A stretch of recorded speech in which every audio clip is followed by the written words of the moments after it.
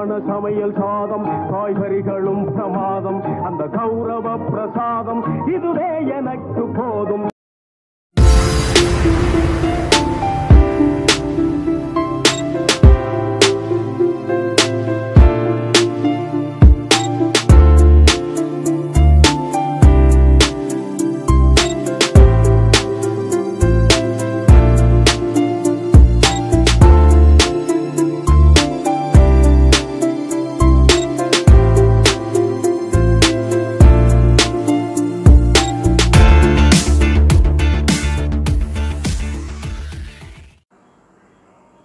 Hi friends, எல்லோரும் எப்படி இருக்கீங்க? காரைக்குடியிலேருந்து கார்த்திகா. இன்றைக்கி செட்டிநாட்டு பாரம்பரிய சமையலில் என்ன பார்க்க போகிறோம் அப்படின்னா 80-90 கிட்ஸில் சாப்பிட்ட சீனி ரொட்டி நான் சூப்பராக ரெடி பண்ணியிருக்கேன். இதை எப்படி ரெடி பண்ணுறதுன்னு பார்க்கலாம். இது வரைக்கும் நம்ம சேனலை சப்ஸ்கிரைப் பண்ணிக்கலைன்னா சப்ஸ்கிரைப் பண்ணிக்கோங்க. பாருங்கள், அந்த ரொட்டியில் வந்து மேலாப்பில் அந்த ஜீனி தெரியும், நல்லா தெரியும். ரொம்ப கிறிஸ்பியாகவும் சூப்பரான மொறுமொறுப்பாகவும் அது அப்படியே பேக்கரியில் கிடைக்கிற அதே ஜீனி ரொட்டி நமக்கு ரெடி ஆயிடுச்சு. வாங்க இப்போ எப்படி ஜீனி ரொட்டி செய்கிறது அப்படின்னு பார்க்கலாம். நம்ம சின்ன பிள்ளையில் சாப்பிட்ட ஜீனி ரொட்டி எப்படி செய்கிறது அப்படின்னு பார்க்க போகிறோம். நம்ம சின்ன பிள்ளைங்கள்னு இல்லை, இப்போ இருக்கிற குழந்தைங்களுக்கும் அது ரொம்ப பிடிக்கும். 2 கப் அளவுக்கு கோதுமை மாவு நான் எடுத்துக்கிறேன். 2 கப்பு கோதுமை மாவு. இந்த கப்பு தான் கணக்கு, எல்லாமே அளந்து போடுறதுக்கு. எந்த கப்பில் 2 கப் அளவு கோதுமை மாவு எடுத்தோமோ அந்த கப்பில் அரை கப் அளவுக்கு ரவை எடுத்திருக்கேன். ரவை வந்து ரொம்ப பெருசாக இல்லை, நைஸான ரவையாக எடுத்திருக்கேன். பெரிய ரவையாக இருந்தால் லைட்டாக மிக்சியில் ஒரு தடவை அரைச்சிட்டு எடுத்துக்கோங்க. லேசாக 1/4 ஸ்பூன் அளவுக்கு ஏலக்காய் தூள் சேர்த்துருக்கேன். 1 சிட்டிகை உப்பு சேர்த்துருக்கேன். இது எல்லாத்தையும் முதல்ல லேசாக கிளறி விட்டுருங்க. தண்ணி விட்டு கிளறதுக்கு முன்னாடி நம்ம போட்டிருந்த உப்பு, அந்த ரவை, கோதுமை மாவு, ஏலக்காய் தூள் எல்லாமே ஒன்றா சேர்த்து பெசரி விட்டுருங்க. எந்த கப்பில் நம்ம கோதுமை அளந்தோமோ அந்த கப்பில் 1 கப் அளவுக்கு நம்ம சர்க்கரை இப்போ சேர்த்துக்கலாம்.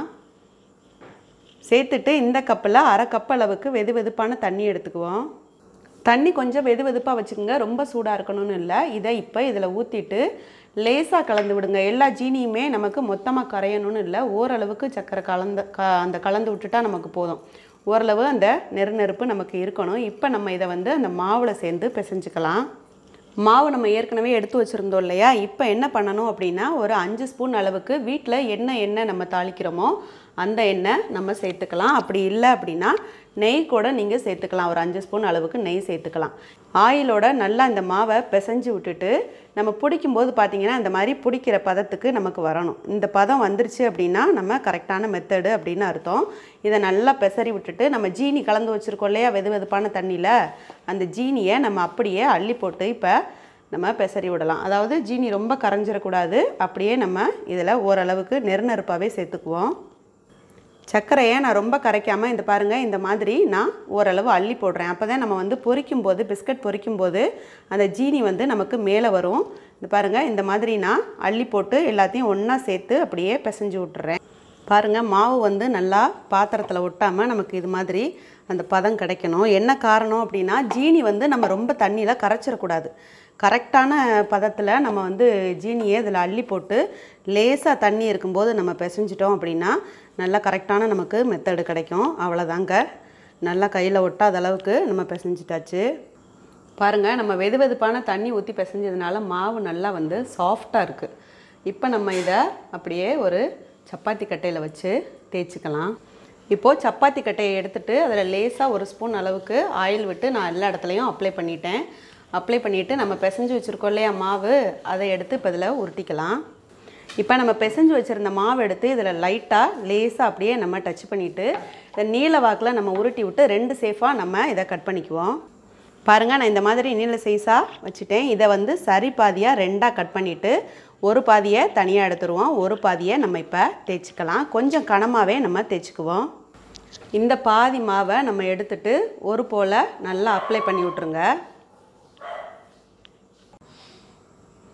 இது போல் ஒரு மாதிரி நம்ம அழுத்தி விட்டுட்டு லேசாக சப்பாத்தி கட்டையை வச்சு கொஞ்சம் கனமாகவே தேய்ங்க. சுற்றி வெடிப்பு விழுகத்தான் செய்யும். நம்ம அதை கட் பண்ணிவிட்டு அதுக்கப்புறம் அந்த மாவை ஒன்றா சேர்த்து திரட்டிக்கலாம். 1/4 இன்ச் அளவுக்கு கணத்துக்கு நான் இப்போ அதை ரெடி பண்ணியிருக்கேன். இதை வந்து இந்த சைடில் உள்ள எல்லாத்தையும் நம்ம அப்படியே தனியாகவே வெட்டி எடுத்துடலாம்.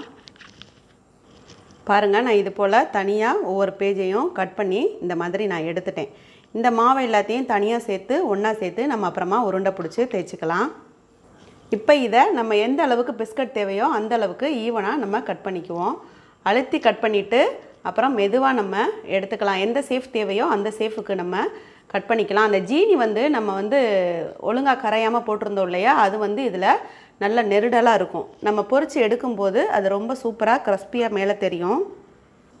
பாருங்கள், நான் இப்போ இது மாதிரி அந்த கேக்கை நான் எடுத்துட்டேன். இப்படி ஒவ்வொரு கேக்காக நம்ம எடுத்துகிட்டு அப்புறம் நம்ம எண்ணெயில் பொரிச்சுக்கலாம். பாருங்கள், நான் சதுரமாகவும் தேய்ச்சிருக்கேன். இந்த மாதிரி ரவுண்ட் ஷேப்லேயும் நான் கட் பண்ணியிருக்கேன். ரவுண்ட் ஷேப்பில் எப்படி கட் பண்ணியிருக்கேன்னா, மாவை வந்து தேய்ச்சிட்டு ஒரு போல் இந்த மாதிரி கிண்ணம் எடுத்துகிட்டு அப்படியே அழுத்திட்டு சுற்றி இருக்கிறத பூரா நான் எடுத்திருக்கேன். அதுதான் அந்த ரவுண்ட் ஷேப்பு.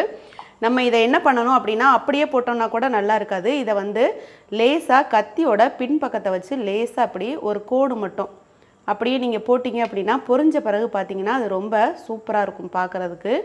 இது போல் எல்லா அந்த ரொட்டியையுமே நம்ம செஞ்சுட்டு நம்ம இப்போ பொரிச்சு எடுக்கலாம். பாருங்கள், நான் இது போல் மட்டமான பாத்திரத்தில் எண்ணெய் காய வச்சுருக்கேன். நம்ம இப்போ ஒவ்வொரு பிஸ்கட்டாக அதில் சேர்த்துக்கலாம். நான் ரவுண்ட் ஷேப் முதல்ல சேர்த்துக்கிறேன்.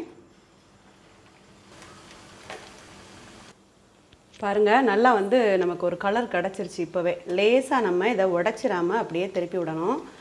பாருங்கள், அடுப்பை ஸ்லோ ஃப்ளேம்லேயே வச்சுட்டு வேக விடுங்க. அப்போ தான் வந்து அந்த ரொட்டி நல்ல டேஸ்ட்டாகவும் இருக்கும், நல்ல கிறிஸ்பியாகவும் நமக்கு வேகும். அந்த ரவை போட்டிருக்கோம் இல்லையா, பாருங்கள் நல்லா கோல்டன் ப்ரௌன் கலராக ஆகுது. அதை வந்து நம்ம கரெக்டாக வந்து அழகாக திருப்பி விட்டு அழுத்தி விட்டுட்டோம் அப்படின்னா ரொம்ப சூப்பராக இருக்கும். அடுப்பு ஸ்லோ ஃப்ளேம்லேயே இருக்கட்டும், கூட வைக்காதீங்க. நம்ம போட்டிருந்த அந்த ஜீனி எல்லாம் பார்த்திங்கன்னா மேலே வந்து நமக்கு அப்படியே கிறிஸ்பியாக இருக்கும். அந்த மெத்தடுக்கு இது வந்துடும். இது அப்படியே இன்னும் ஒரு நிமிஷம் வேகட்டும். பாருங்கள், சூப்பராக நமக்கு பிஸ்கட் ரெடி ஆயிடுச்சு. பாருங்கள், ரொம்ப கலராக சூப்பராக ரெடி ஆயிடுச்சு. இது வந்து நம்ம 3 மாதம் கூட நல்லா பொரித்து எடுத்துட்டோம் அப்படின்னா 3 மாதம் கூட குழந்தைகளுக்கு வச்சு கொடுக்கலாம். நல்ல கிறிஸ்பியாக இருக்கும். ஆறுன உடனே பேக்கரியில் கிடைக்கிற அதே மாதிரி சீனி ரொட்டி நமக்கு ரெடி ஆயிடுச்சு. அப்படியே நம்ம பிளேட்டுக்கு மாற்றிக்கலாம். பாருங்கள், பார்க்குறதுக்கே எவ்வளோ சூப்பராக இருக்குது பாருங்கள். அப்படியே பிஸ்கட்டு ரொம்ப சூப்பராக வந்திருக்கு. இப்போ நம்ம சதுர பிஸ்கட்டையும் நம்ம வேக வச்சுக்கலாம்.